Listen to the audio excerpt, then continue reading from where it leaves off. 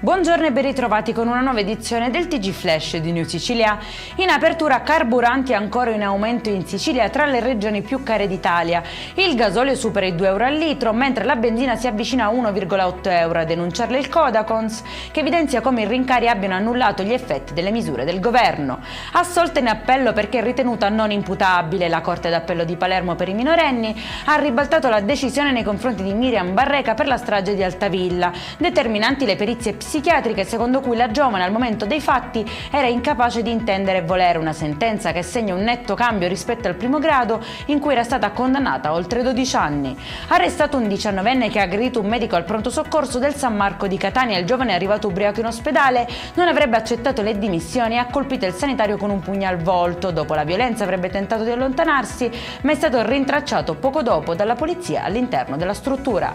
Scatta la denuncia per un 36enne che girava per le strade di Scicli nel Racusano con un'ascia in mano e il volto dipinto di rossa. A segnalare la presenza sarebbero stati alcuni cittadini preoccupati. I carabinieri lo hanno rintracciato mentre impugnava ancora l'arma, poi sequestrata.